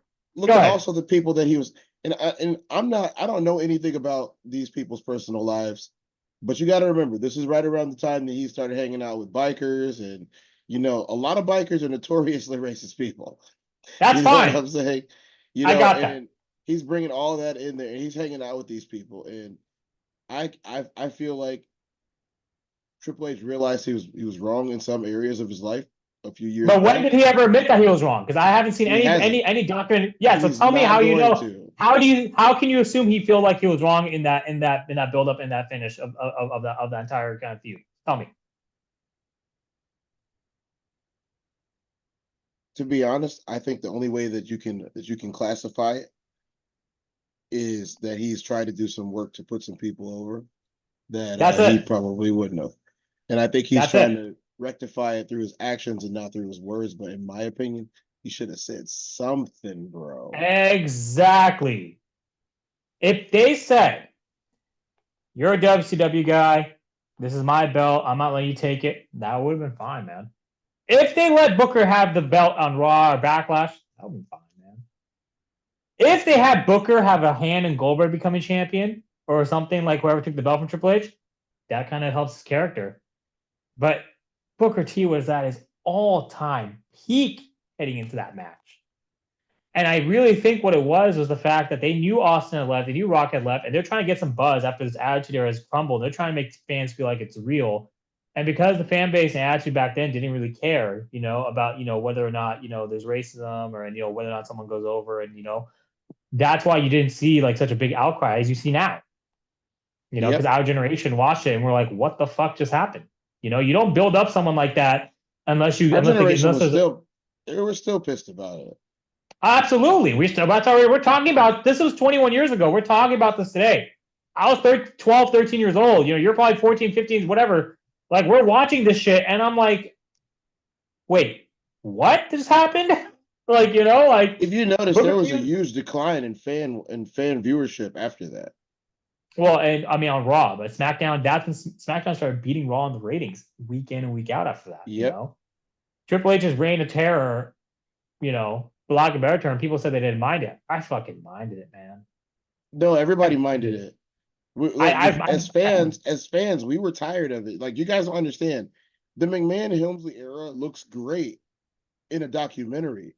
the McMahon Hemsley era was brutal to your ability to enjoy wrestling because they were gonna come and ruin whatever you were enjoying. And the thing is, Booker T, when they ask him repeatedly, he just says like, he's like, yeah, he's like, I agree with everything that they said with that entire feud, all the segments, all the promos. He had no issues with any of the finishes. But then like his character never got back to that same level of heat. Yeah, I mean King Booker won when SmackDown was like in the gutter 3 years later, but I mean, what does that really mean? He's not a main event draw anymore. He's not, Booker T to who can really be a face of a company. It's not the same impact. Like 2006 was a You crapshoot. can't spend too much time on top. The, Right. And you go ahead. the only reason why Roman was able to keep the mountain the way that he's been able to keep the mountain is because that story has evolved so many times. And like go back to the original part of this story. It was literally Roman just coming back and you not knowing what's going on with him, but he's not doing all the clown stuff. He looks like he's dark and brooding, but he comes off as like he snaps back to reality. He's like, "Oh, what's up, guys? How's everybody doing?" You're like, but that doesn't seem real. Like, what's he doing? And it just evolved all the way down to Cody needs to finish the story, That's and then it. even there are more elements that got added. You got okay, well, now Cody is in the background for a little bit because what's going on with the Rock and Roman? Like, oh, what's going on with this? And it's like, well, the Rock is here, and Roman is here, and Cody is here, and everybody's here. That's why that story was able to stay there. But if you are stagnant, like nothing changed in Triple H's story. He's gonna come out. He's gonna spit some water on the crowd. Stephanie's gonna come out, and they're gonna do something. And then maybe a DX buddy or an Evolution buddy or a lackey from the faction comes out, and they do his bidding, and he keeps the title. And that's pretty much how it went for a long time. I had no problem with Triple H being the champion when he came back from injury 2002. I didn't mind him, being the world champion, yeah, because he did drop it to Shawn, but I absolutely minded Booker T not going over WrestleMania 19. That Yeah, especially if you're gonna pick up 13 more titles. You know what I'm saying? right. And if your Booker T is only become a one-time champion as a joke gimmick as King Booker, like, come on, dude. And the thing was, not only did they have a terrible finish where Triple H took like 30, whatever, 2 minutes to go over for the pin, but they also had the issue was Booker T never got pushed at all in the main event after that entire segment. Like he No, had he the didn't. IC bot, he got IC bot after that, the US belt, he was relegated back to the mid card. And I just didn't understand it. Like, what was it Vince? I honestly think it was Triple H. I don't think Vince even cared because I Triple H think had the that was the golden golden shovel. shovel. That was a golden shovel, and so that's kind of it. And so, The Rock and Booker got over, and I think that's when we realized that Booker was on that main event level the way that we thought he was on that main event level. And in 2001, yeah, when they had that segment, yeah, the program, yeah. they got their match was great, their feud was great. The way they interrupted each other was great. The way and I've never seen anybody be able to get to the Rock the same way as Booker Right. because it's like the Rock is going to say something and he says something awesome, but then Booker retaliates immediately with something just as awesome. But it's not that it's like because Booker maintains that he invented the rock bottom, which he calls the book's end. You know, Yeah, and yeah. and it's great storytelling because at the end of the day, neither one of them invented it. I mean, it doesn't matter who invented it because like Yeah, that's the point. Like, yeah, see, that's the but whole like point. Rock and Booker T, like I'm looking at like on my wall, I have Kurt Angle right there, ankle locking the Rock. I know that's 2001. The Rock won, and he basically was champion heading into WrestleMania 17. Then right beneath that is Kurt Angle making an awesome tap out to ankle lock and Unforgiven 2001 during the Invasion angle. And then obviously Austin, then and not only during that time, Booker T was involved with all three of those guys. Booker T beat Kurt Angle for the WCW title after Angle beat him. And then Booker T faced The Rock, and The Rock would be like, I mean, and like that was, I mean, 2001 was such a pinnacle. Like you thought that wrestling was going to go at the next level and ascend, but it kind of took a step back in some degrees because not only losing your top stars hurt, but because like merchandise, everything, sales, viewership was off the roof when you're time to Austin Rock on TV. But also, like, Triple H was just not a good champion. And I think Triple H, like, they thought Triple H was a draw because he's the third guy for like the majority of the out here before he went out injury. And I think Kurt Angle kind of overtook him as the third guy. and that's why SmackDown actually outperformed Raw, ratings wise, week in week out, and Kurt because they also had Angle and Brock Lesnar. Austin, like that was one of the best pairings ever. Kurt Angle and Austin, like Phenomenal pairings. Yeah, it was funny. And it was serious when it had to be. It was great chemistry between two of the greatest of all time. One of them being the like greatest of all time I, in I Austin. can't think of too many people that like having a feud with Kurt Angle didn't produce like gems of both promos and matches. Exactly. And You know, you so got that's where we got sexy Kurt with him and Shawn Michaels beef. and now we're with this aggression, so we can actually talk about. I wanted to say this about Booker T. Booker T is literally the consummate professional, the team player. It's just sad. I'm sorry. I mean, I mean, every time I go back to that time, and I remember, I'm just like, this is just sad. Like, I mean, for fans, and we're rooting for him on that payoff, and Booker T even said, like, he went back and he's like, he felt them, he felt like let them down. He's tired of talking about it, so he just says, like, what goes along with it. He's not going to openly badmouth Triple H when he's basically working for WWE, as a commentator at NXT. Con- But Consistent money. right, I mean, it's just sad, and so I'm just gonna keep Yeah, it at the that. So, I mean, shout out to Booker for being the best, man.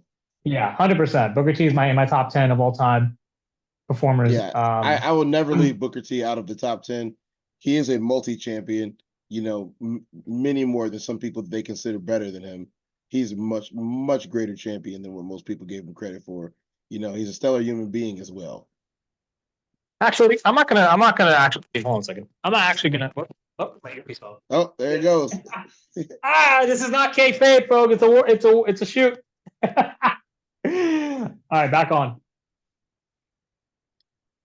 One thing Vince kind of did with the people of color and kind of that, it really kind of showed the overtones at the time. You had Tiger Lily Singh. You had Muhammad Hassan came on shortly after, doing that the same move as Muhammad Fisher. Hassan was, oh man. He was, I mean, that was, but it was actually, it would have been cool because they had plans to make him world champion at SummerSlam. So watching that, and obviously you had, and if we even go back further than that, we talked about Iron Sheik, Chancellor Ronald High, but Iron Sheik was a world champion. Yeah. And you also had Sergeant Slaughter doing the Rocky sympathizer gimmick, against Hogan during '91 during the Gulf War. Now WWE's at war with The Rock, and obviously 9/11's happened. So obviously, like this something directly impacted me. Being Muslim, as a kid at that time. It was cheap. It was cheap. It was cheap, and I don't know. I think if they had done it, if maybe it happened like a year later, or if they'd done it maybe a year sooner, maybe Muhammad Hassan being a heel world champion would have been historic, because he was basically, but it's just like Tiger Lily Singh complain about, how like, they were basically like, insults Turban and everything is backstage. Like, I mean, I don't know, man. I think, I don't think it was tasteless. The terrorist angle was tasteless. Yes. You can't, there's only one redeeming quality about Crime Time. And that was, you were in on the fact that Shad and JTG were good people. Yeah. You were in on the fact that these guys are goofballs, they're good people, they can wrestle, which was a big factor. Shad and JTG could both wrestle, and they were great on the mic. They were very entertaining. That was their only redeeming factor in that, in Crime Time. I think that they took a burial gimmick, because I guarantee you that gimmick was given to them for them to get buried. Because neither one of them came into WWE thinking that we're gonna be portrayed as drug dealing thieves, Right. thugs. They took that and they spun it on Vince to the point of where this is actually entertaining now, and we want to see Crime Time come on television because we know that this is a joke to them. I'm glad they didn't play it straight. If they would have played it straight, I would be just as mad, because I think that with the terrorist angle, they played that way too straight. They did. And, that's why it was very controversial at the time, and its issues. I mean, they asked Mark, Mark Copani about what his thoughts were about that angle. But, I mean, yeah, if they had. It was a racist angle, and they shouldn't have never done it. Right. It would have been cool to see if they had Muhammad Hassan become a world champion. That would be the only. But again, just like Booker T, right? We're coming back to the same conversation. Like it's the same shit, dude. Like if you're gonna put this out in the open, there has to be a payoff. If you're gonna bring back, these memories of Jim Crow and all these bullshit kind of issues that people are going to have to go through in the South, back, There when needs to be a payoff. there needs to be a payoff, right? And I'm just sitting here like trying to put these together. I don't get it. And Vince, you are 100% culpable for that. That's why you're dealing with all these issues right now. You I mean can't that. tell me that there aren't writers that could have turned this garbage. Remember, we talked about turning coals into diamonds. Right. There's the Undertaker gimmick, garbage gimmick. Let's just keep it honest. The gimmick was completely garbage. They turned it into a diamond. Kane, Right. another garbage ass gimmick, turned it into a diamond. Mankind, garbage gimmick, turned into a diamond. Even the Stone Cold character that they wanted them to do originally was a garbage gimmick that he turned into a diamond. We're talking Shawn Michaels' gimmicks, all of them were trash, but he turned them into diamond. You got to remember that there's not some people aren't given the best thing to work with, and they work with it. I mean, look what Kevin Nash was, the Great Oz. Right. I mean, Diesel wasn't the best gimmick either. He wasn't even designed to stay around that long. That's why he didn't have a real name. You know, like Yeah. that's something about old WWE and WWF that you guys don't know either. A lot of the times, like they had joke names. Like what was that? Well Done. You remember that tag team? Yeah. They used to wear Gosh. the Yeah. thongs over. Was it Stephen Well and Scott Dunn? Well Done.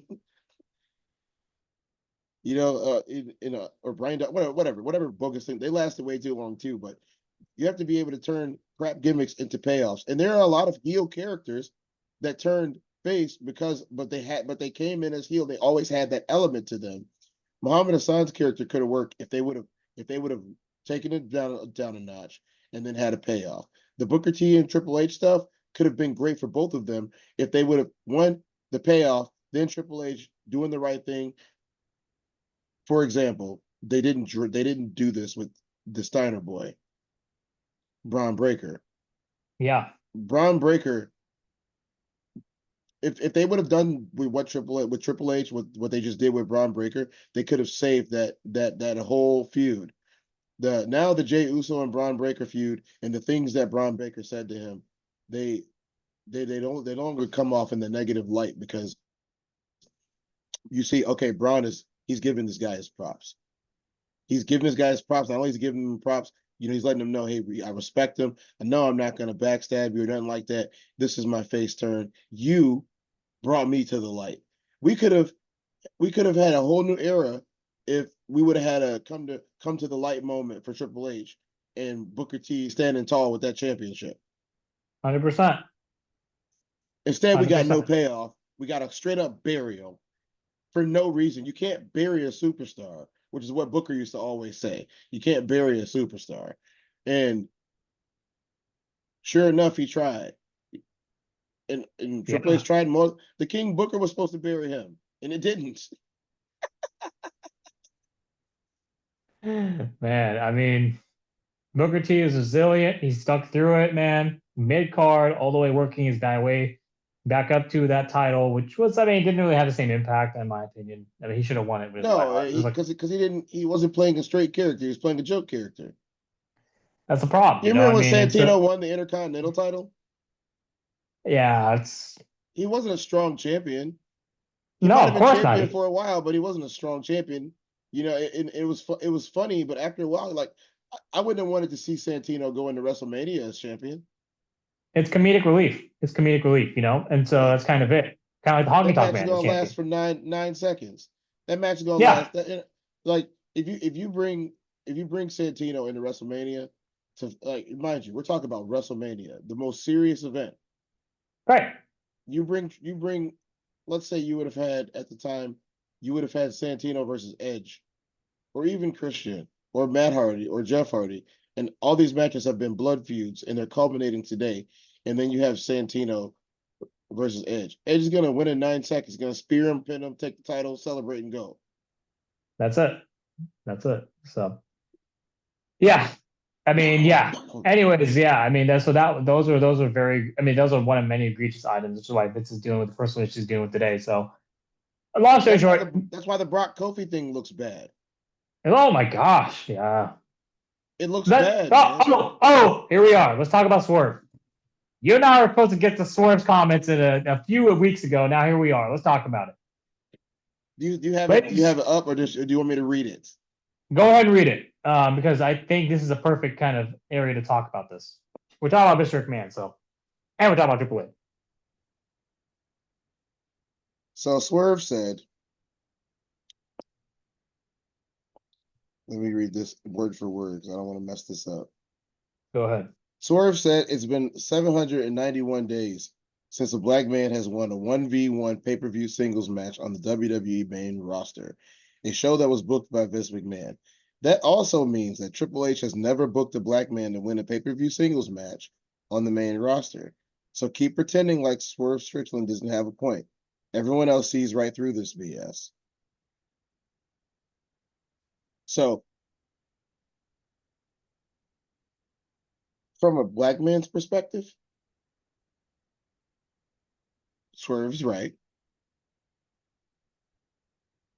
From a professional perspective, he would also be right. The fact that you have Lashley just signed with AEW, as well as a couple of other very key, prominent black men such as Shelton Benjamin, who are also signing with AEW, and to Shelton Benjamin's unceremonious release, in the middle of his comeback, the burial of Booker T, The Rock jobbing, which you didn't think that was going to happen, did you? The Rock jobbing, Keith Lee's inability to get a good match when he's phenomenal, his giant flop, the factions that have been forced out, like the Hurt Business, anything to do with Shelton Benjamin in general. It's been a history of this. There have been 147 WWE champions, and out of the 147, it's been a black guy 4 times. That's if you include The Rock. And it's been a black guy 4 times in just the last 4.5 years. 5 years. Because Kofi was a champion when they made the move to Fox, and that was 5 years ago, right? Yep. And that was only a 5-year deal, and it's over, and they're on Fox again. But you've had Kofi, you've had Big E, and you've had Bobby Lashley since then. All great champions. Not good champions. They're all great champions. They're all great choices to be champion. But there's a lot of guys that were in between that should have been champion, like Ron Simmons. He deserved to be champion. Booker deserved to be champion. He put the work in. He should have been the champion. I think that if used correctly, Shelton Benjamin would have been champion. I think MVP should have been champion. MVP should have been champion. If you guys don't remember the Ballin era, MVP was hot on the streets. He was stuck at United States champion. Yep. So much so they made a whole storyline out of MVP bringing the new United States championship in to replace the old United States championship that I was wearing earlier. And a lot of guys didn't want to come to WWF or WWE after they had other options because, well, he's not gonna push me. We're gonna be jokes. Look at what happened to the primetime players. Look what happened to these guys that can wrestle.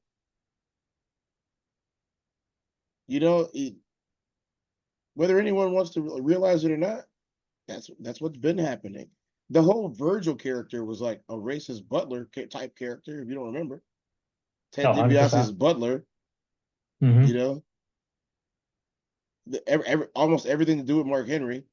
Like Mark Henry was just Mark Henry at the end, which is great, but there was a lot of stuff they missed on with Mark Henry. That whole stupid storyline with Mae Young or Moolah and that baby, and sexual chocolate. Like, I don't think Mark Henry would ever do that again. I No, don't think I think that he only did it because it's either do this or don't work. You're that's literally talking. simple. That was if you guys don't know this, Mark Henry was legitimately the strongest man in the world. He was You know, pulling off Tony, things that no one else had done.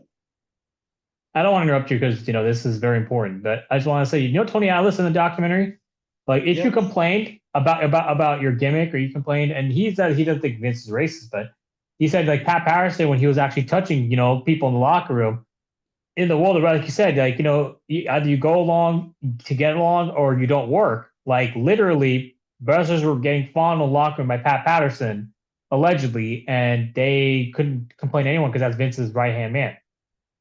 So this happened under Vince's watch. These guys aren't getting pushed. Obviously, they got pushed. Some of them got pushed, but not all of them, right? But they all should have been pushed, in my opinion, because Sheldon especially should have been pushed. I don't understand that. But I just He had this five-star is matches against Shawn Michaels.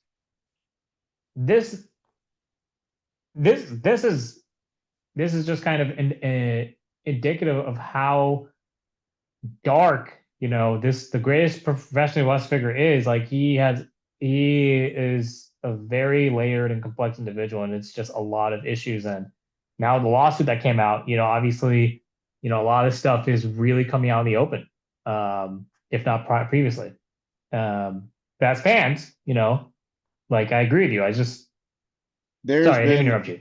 0 black champions that have been able to recover after a loss of their championship in WWE. And that is a booking decision. That is not a character decision. That is not a getting over decision. You took a title from somebody who was completely over. Kofi was 6 months into his reign and he was completely over. Not only was he over, he had a very believable title reign. And the fact that they scrapped Lashley and Lesnar just for Lesnar Bobby to lose it some bullshit kind of terrible elimination match to Brock, and then Brock then just losing Roman. It should have been. I would have preferred it actually to be Lashley versus Roman, if not Lashley versus Lesnar, because Ken Shamrock when he was on 2 years ago said that that could have been a great program. But who gets short of the stick? Of course, Lashley gets short of the stick, not Brock. No. So I'm just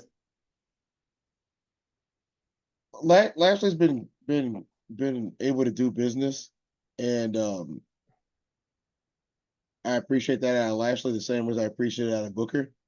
I feel like once again, a guy like Lashley, and that's why he lost his manager at one point before MVP. You remember Leo Rush was his manager. yeah. Leo Rush was getting really outspoken in the locker room because he's like, "Hey, we had the hottest segment all night. Why are y'all not booking us right?" It's that simple. And Leo Rush probably should have remained cruiserweight champion during that would have been the way that it should have been. It should have been Leo Rush as cruiserweight champion and Bobby Lashley as WWE champion, and they would have been able to have one hell of a run because with Leo as his mouthpiece, Bobby gets a whole nother added level of menacing. Because if you have both of them that go out there, do their thing, and then okay, he's going to be the cruiserweight champion, he's WWE champion, and this is a business relationship. This is not just some little guy hyping up his best friend. You know what I'm saying? This is a business decision. Because if you remember, when Leo Rush first came to Bobby Lashley, it was a business thing, and that's what we lost out on again. With all the stuff that was going on backstage, we lost out on excellent story that could have been told 2-3 times with Lashley, if not more. Even back with the Brock versus him thing when with ECW, that would have been great. But you stuck Bobby Lashley on ECW when he wasn't a hardcore wrestler to begin with, and you put him over there. You put the title on him, so you alienate the hardcore audience by putting the title on Lashley. You make them hate Lashley for a little bit, but at the same time, you don't capitalize on any of that heat either. Just bad booking for any perceived African American. And I'm sorry, I'm gonna say it. The Cedric Alexander Nigerian Prince gimmick was one of the worst decisions that either Vince or Triple H allowed. That's the equivalent. They had to stop, like, any racist gimmick. Just don't fucking do it. Yeah. It doesn't work. It doesn't fucking work. And the fans know it doesn't work. And that's why Apollo, not Apollo, it was an Apollo, or it was Apollo, not Cedric. It was Apollo Yeah. Cruz.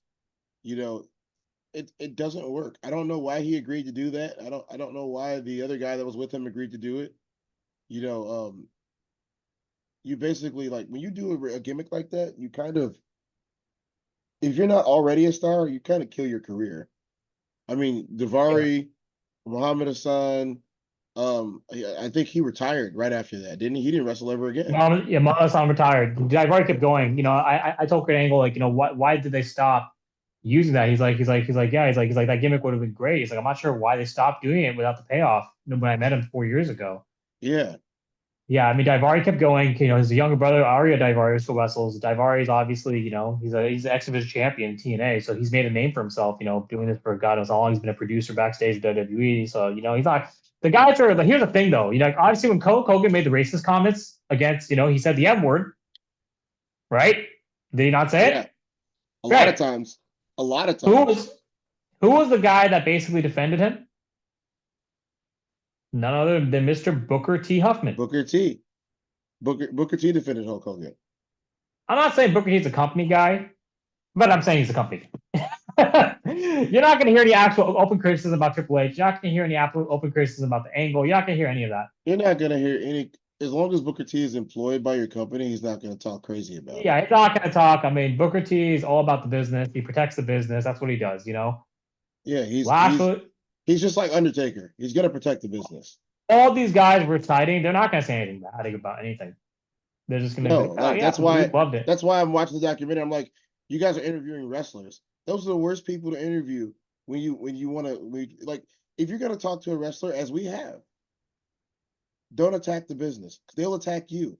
And that's something that happened in the WWF for a while. You remember when Hogan choked that guy out on stage?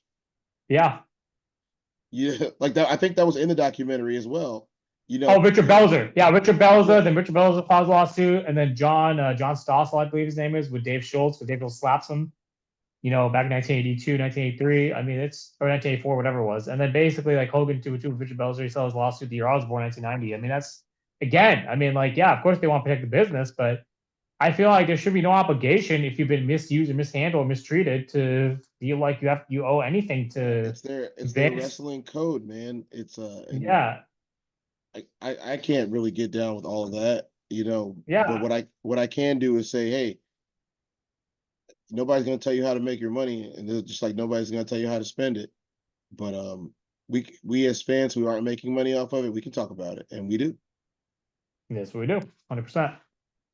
So yeah, I'm sorry. That was really powerful. I really appreciate us kind of covering that because I really want to get into that because that was kind of an issue that we saw. Obviously the women's stuff, right? And obviously that kind of stuff, all that stuff's out there. Vince doing his lawsuit, and rightfully so. um, but now ruthless aggression. I'm just gonna wrap it up. Obviously, John Cena becomes champion. He kind of carries WWE, and obviously the Chris Benoit murder suicide, Eddie Guerrero's death. That kind of really made WWE have to evolve and change from a TV mature audience to a TV PG because obviously this guy killed his wife and kids, and CT was just Yep. becoming into the fold. And then obviously Chris Nowitzki helped lead that charge. But with all that said, that was kind of why WWE had to evolve into a PG kind of rating, and obviously so everything became a clown show. It was like a kids friendly show, none of the racist Kind of stuff. went back to the larger than life era, but the pre with the gimmick area. It kind of went back to the gimmick era for a while. Yeah, yeah. So like you said, terrible writing, terrible gimmicks, kind of dark times. Honestly, yeah, I you had the mean, yes move. Yeah, go ahead. shillelaghs and shillelaghs and all of that, and Yeah, and midgets and leprechauns and raw general managers, and you know they just better be glad that, like, people still watched it at all because it was not a good product. Right. And obviously Shane left, he came back, then he left again, but he came back. And so obviously WWE Network happens under Stephanie's thumb, all that stuff, obviously, then basically then Vince leaves, and then Vince actually, the lawsuit comes, Vince is forced to resign because of the lawsuit. Then he comes back, he forces his way back in, but now obviously January he leaves, right? And that's where the Corporate documentary, takeover.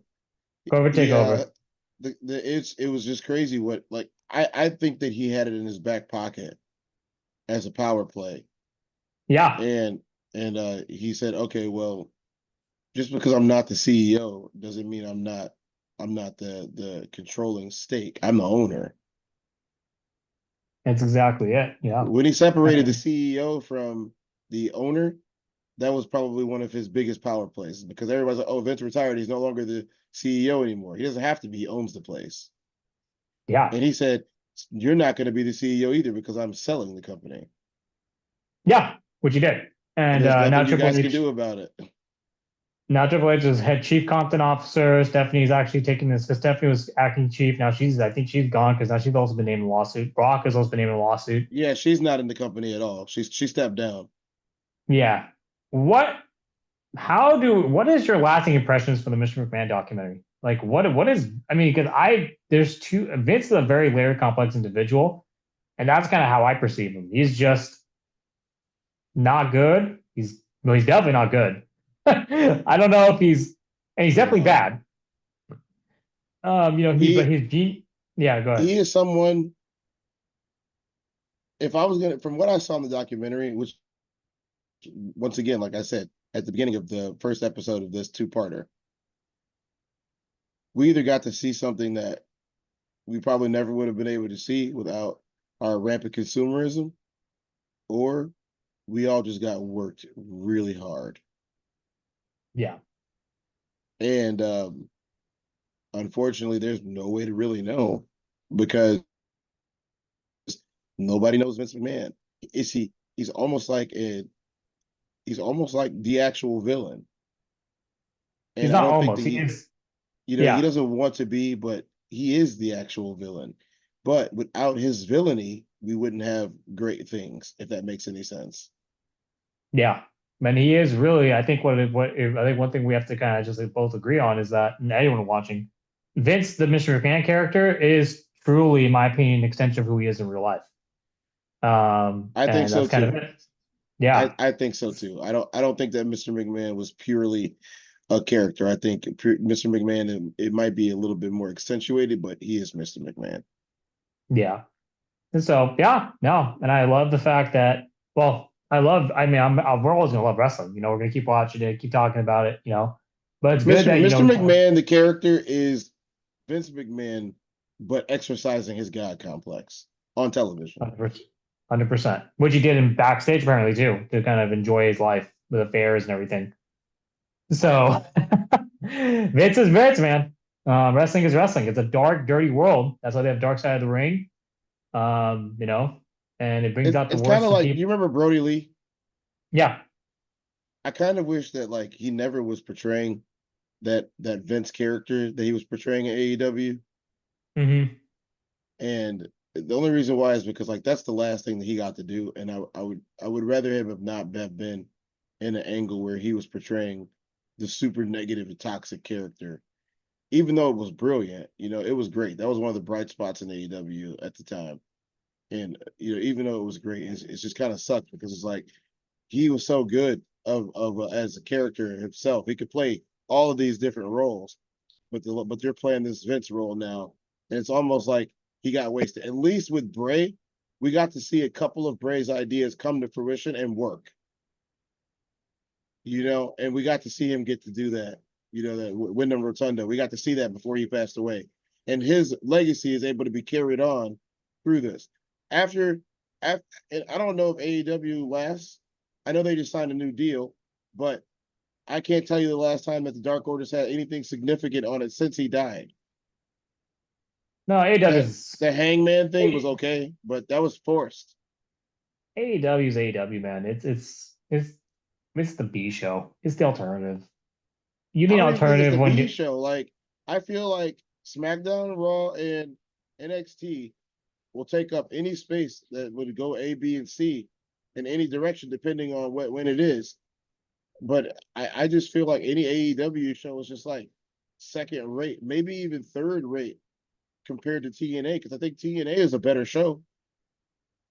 TNA is definitely a better show. Dolph is obviously running that shit as champion. So I mean, you know, yeah. No, I'm still watching WWE. We're still watching WWE. Today's Bad Blood. I forgot to mention. Yeah, So we're what you waiting what on you? that. Yeah. What are we predicting for tonight for Bad Blood? I think we get a no finish in the Bloodline versus Roman and Cody match. I think we get a no finish or a DQ finish. I think CM Punk has to go over on Drew McIntyre. I don't think there's I think CM Punk has to go over on Drew. The feud has to end, but CM Punk has to come out victorious. Because Drew doesn't need to win that feud. He already Right. won the championship. Mm-hmm. Drew doesn't need to win that feud. And Punk doesn't have the championship anyway. Drew being caught up with CM Punk just moves him like, why are you in a feud with CM Punk? Your whole thing was you needed the championship, remember? That was your whole thing, Drew. You needed this championship. So winning against CM Punk doesn't do anything for Drew McIntyre. It just let it end. Tag team champions. They're retaining the girls tag team champions. Oh man, Bianca and Women's, Jade. Bianca and Jade. yeah. No, they're not retaining. I So got they Io lose Sky. Yeah. I got Io Sky and Carrie, damage control winning. damage control. Mm-hmm. Um, because only a 5 match card, right? Yeah, it's a five. I mean, it's a smaller event. It's not Yeah, like I a don't big think the four. Intercontinental Championship's even being defended on this. No, it's not. The world heavyweight title is being defended. Um, against who though? I don't know. Was it Sammy? Is Sami facing Gunther? I don't know. I'm sure the Judgment Day has something to do, don't they? Something. There's a Liv Morgan Yeah. match, I believe. I don't think Rhea's doing anything, and I don't think Damian Priest is doing anything. Mm-hmm. Let me look up the match card. Good. Let's take it home. On a positive note, we're gonna watch some wrestling tonight.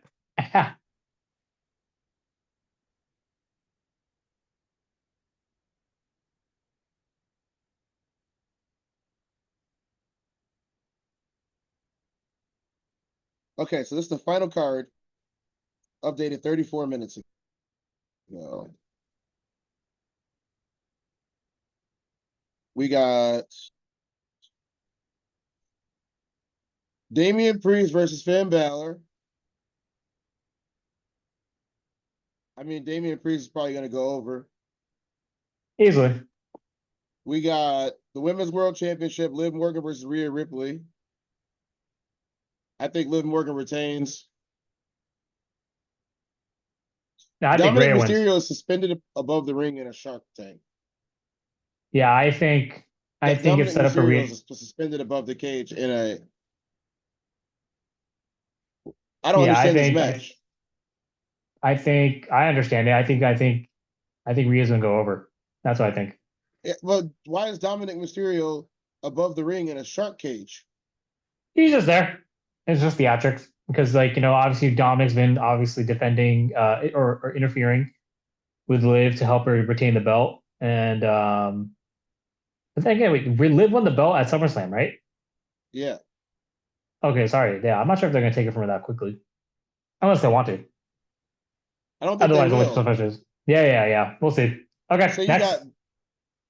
the women's championship, Bayley versus Nia Jax. Bailey. I got Bailey winning. Or Nia I think Jax basically keeps it until Survivor. Nia Tiffany Jax Tiffany will keeps it. will, will Tiffany basically double Stratton. cross Nia. Yeah, Tiffany Stratton double crosses Nia. Double crosses.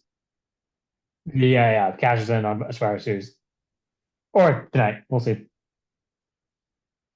And we got we went through all of them. We got the tag team match, and that's it. That is the card for Bad Blood. Oh, so there's no World Championship or IC Championship being defended. No, they're at home. Cool. All righty then. We'll close on that note. So yeah, tomorrow we got NFL action. Looking forward to the Niners and Cardinals. Bears play too. So we'll come back on Monday to talk some NFL and obviously follow some Bad Blood. But thank you all for tuning to this episode of DDOG Podcast. Thank you all once again. Our subscriber base has now shot up and our viewership has shot up over 4,000, 5,000 views in the last 2-3 days. Probably a result of all the shorts I uploaded. But thank you all for tuning in and hopefully you enjoy. I appreciate those of you who did comment on some of those shorts and it's been a pleasure for me as a fan to be able to watch Tom Brady, Aaron Rodgers, Patrick Mahomes, Brock Purdy, Jared Goff, Russell Wilson, all these great quarterbacks, play, and see them in person. Been a pleasure to watch John Cena compete, Seth Rollins, also on YouTube, Gunther, obviously.